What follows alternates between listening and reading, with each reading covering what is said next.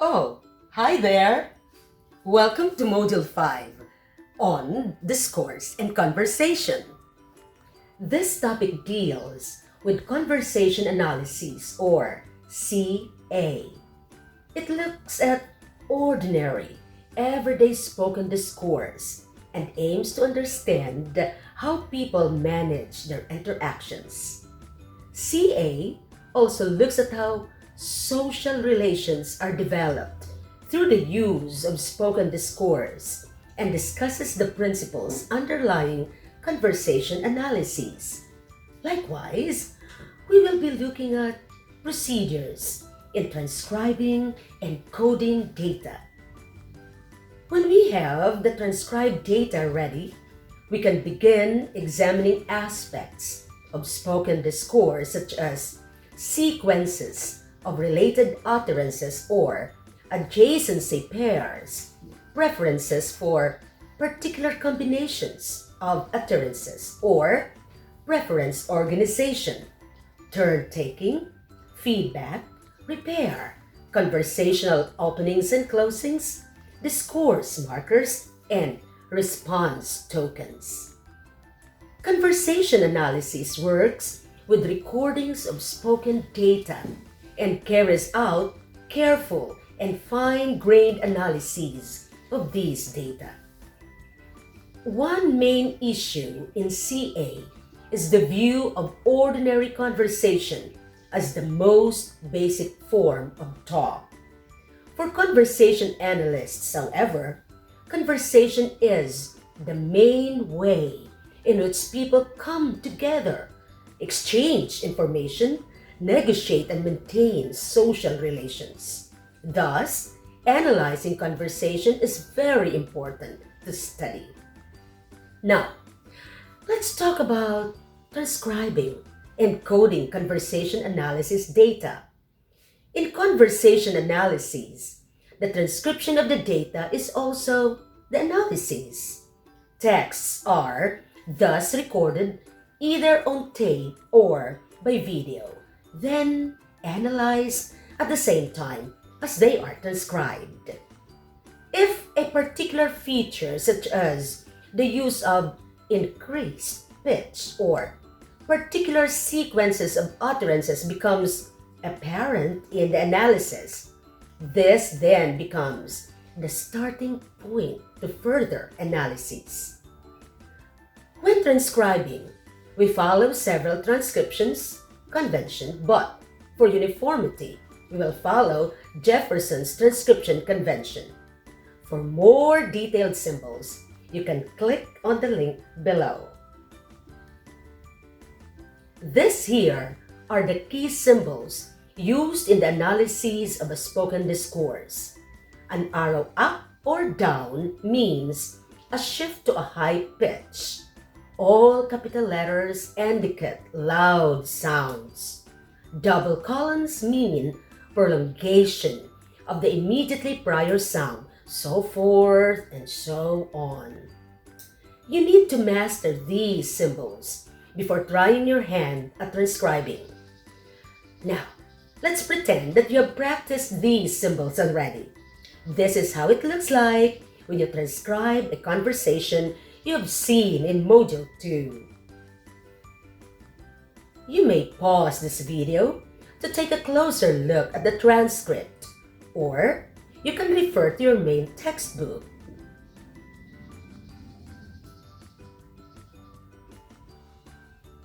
The analysis thus shows a rising pitch in Charlotte's exclamation, "You're getting engaged."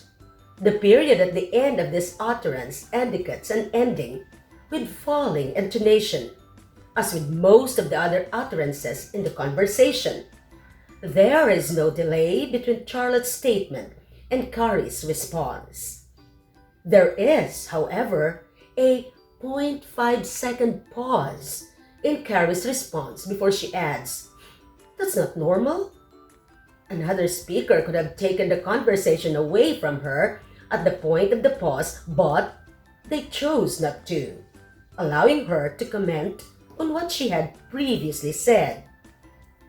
Charlotte's lengthened vowel in just say yes, emphasizes the point she is making before Carrie replies with, well, followed by a microsecond pause, which allows her to hold the floor in the conversation, and a further 0.5-second pause before she invites a response from the others with her use of rising intonation and the tag question, has it? The next two lines are examples of latched utterances. That is, Samantha adds her comment to Charlotte's statement without allowing anyone else to intervene. The underlining and use of capitals in now in Charlotte's response to Samantha indicates both loud talk and word stress. Charlotte's microsecond pause, again, enables her to hold the floor so that no one is able to intervene and she is able to complete what she wants to say. This analysis, thus, shows how Carrie and her friends manage their conversation in a cooperative manner. They let each other continue with what they want to say rather than compete for a place in the conversation. It also shows the strategies they use when they want to take a turn in the conversation, such as not letting too much time to lapse before speaking, in case another speaker should take the turn. Now, let's look at the sequence and structure in conversation. Spoken discourse usually follows a pattern. In opening conversations, classic examples of telephone conversations show an established opening like, hello. We see here, for example, a summon-answer sequence, with the recipient of the call answering, followed by the caller identifying the recipient. Some studies identify the same sequence in Australia and China. In the case of closing conversations, telephone closings usually go over 4 turns of talk, made up of pre-closing and closing moves. Before we close the conversation, we usually say, okay, and all right, with falling intonation. The closing is made up of 2 further units such as bye-bye and goodbye. Button calls this an archetype closing. In this closing, both speakers mutually negotiate the end of the conversation. The closing may be extended by continued repetition of pre-closing and closing items such as bye, love ya, sleep well, you too, etc. Closings are, thus, complex interactional units which are sensitive to the speaker's orientation to continuing closing or not wanting to close the conversation. Another aspect of CA is turn taking. The basic rule in English conversation is that one person speaks at a time, after which they may nominate another speaker, or another speaker may take up the turn without being nominated. There are a number of ways in which we can signal that we have come to the end of a turn. This may be through the completion of a syntactic unit, or it may be through the use of falling intonation, then pausing. We may also end a unit with a signal such as or anyway, etc., which signals the end of the turn. The end of a turn may also be signaled through eye contact, body position, and movement and voice pitch. By contrast, we may hold on to a turn by not pausing too long at the end of an utterance and starting straight away with saying something else. We may also hold on to a turn by pausing during an utterance rather than at the end of it. We may increase the volume of what we are saying by extending a syllable or a vowel, or we may speak over someone else's attempt to take our turn. The previous examples of conversational openings show how speakers give up turns by the completion of syntactic units and falling intonation. The final utterance in the telephone call in extract shows how the speaker holds on to her final turn until she has said everything she wants to. She lengthens the syllable in well and pauses during her utterance and lengthens the vowel in to. She then indicates she is ready to end her turn. When speakers pause at the end of a turn, it is not always the case, however, that the next speaker will necessarily take it up. In this case, the pause and the length of the pause become significant, in English at least. In the following example of a university tutorial discussion, the nominated speaker, Wong Yang, does not respond, so after a 1-second pause, the lecturer asks again.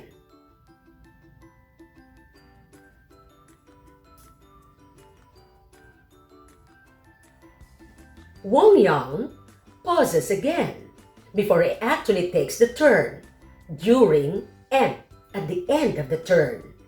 He then extends the syllable in and the vowel in so. When the lecturer overlaps with comments, as her way of insisting, he provides a response to her question.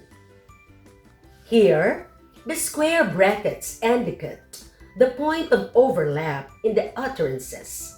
The normal brackets indicate barely audible speech, and the symbol O indicates speech that is not noticeably quieter than the surrounding talk. A speaker may also use overlap as a strategy for taking a turn, as well as to prevent someone else from taking the turn. The following example from the same data set shows this. Here, the lecturer has asked Tadashi a question, but another student, Kylie, wants to take the turn and constantly uses overlap to do this. Turn taking then varies according to particular situations. In a classroom, for example, it is often the teacher who nominates who can take a turn. A student may or may not respond, or students may compete to take the turn, as in the example above. Students may also put up their hand to ask permission to take a turn. Turn taking may also depend on factors such as the topic of the conversation, whether the interaction is relatively cooperative, how well the speakers know each other, and the relationship between and relative status of the speakers. Now, let's talk about adjacency pairs. Adjacency pairs are a fundamental unit of conversational organization and the key way in which meanings are communicated and interpreted in conversations. Adjacency pairs are utterances produced by two successive speakers in a way that the second utterance is identified as related to the first one as an expected follow-up to that utterance. The following example, again from a radio call-in program, illustrates speakers using adjacency pairs in a typical and expected way. In each of the pairs of utterances in this interaction, the first speaker stops and allows the second speaker to produce the expected second part to the pair of utterances. Arguments show a similar pattern in that once a point of view has been expressed, a possible follow-up is a challenge, followed by a response. The following examples from an argument about the need for a bouncer at the party show this. Next, we have preference organization. The basic rule for adjacency pairs then is that when a speaker produces a first pair part, they should stop talking and allow the other speaker to produce a second pair part. There is, however, a certain amount of freedom in responding to some first pair parts. For example, a compliment can be followed by an accept or a reject. Thus, some second pair parts may be preferred and others may be dispreferred. Look at this example. A question may be followed by an expected answer or the preferred second pair part or an unexpected or non-answer, the dispreferred second pair part. When this happens, the dispreferred second pair part is often preceded by a delay, a preface, or an account. Another aspect of spoken interactions that has been examined by conversation analysts is the way speakers provide each other with feedback. That is, the ways in which listeners show they're attending to what is being said. This can be done, for example, by the use of response tokens such as and yeah, by paraphrasing what the other person has just said, or through body position and the use of eye contact. In the following example from the tutorial discussion, the students Tadashi and Kylie provide feedback to each other by the use of the token yeah, the repetition of key words, falling intonation, and latched utterances.